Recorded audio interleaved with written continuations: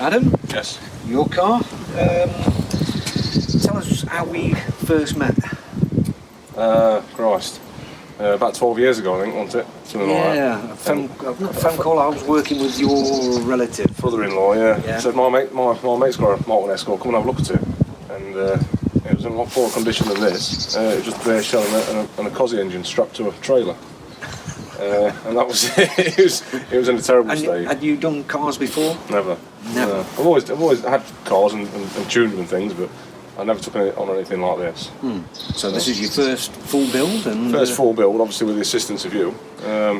So yeah. Excellent. And the motor in it is? Cosworth Turbo. Built to produce big power? Or? Yeah, so we're when it's tuned, we're hoping to be sort of 400, 450 horsepower. So it's grey injectors, T38 turbo, all pro alloyed up and everything. So yeah. Excellent. Just a little bit of finishing off to do now then before it gets to be roadworthy. Driver seat to go in. Exhaust to go on. Bit of mapping. Mapping and geometry. Yeah. Then you can be away and having some fun out of it. Yeah, that's right. Have some days out. Summer car. Yeah.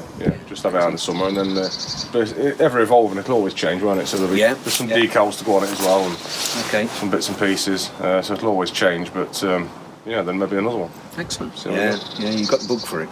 Once you've built one, I think it's usually the case. Yeah. You think it's what a nightmare, but then once you've done one, you think actually that was quite an achievement. Yeah, I mean I've got a SAF Cos, so obviously that's why I was interested in the Cosy engine. But I think if I did another one, it'd be a normal aspirate. So. Yeah. You've made a cracking job, mate. And certainly to say it's your first one, it's a cracking car. Yeah. Very nice. Good all through, really. Yeah, it's a good spec. I think it's high spec as well, isn't it? Very, very high spec. Yeah. So it should be. I'm looking forward to seeing how it goes after 10 years in the making. Yeah.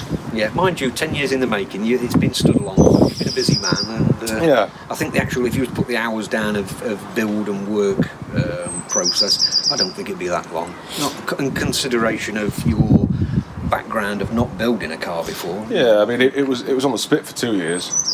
So we ordered it all up and group 4'd it, didn't we? Yeah. And then it went for paint. It's been painted for probably 7 years. Yeah. So and then we put it back together in it's sat for 6 years. Yeah. So it's taken that long in general, but the workload on the car didn't obviously require that much time. But no.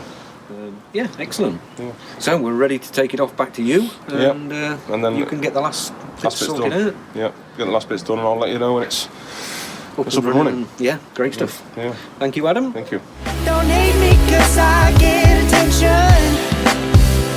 Don't turn me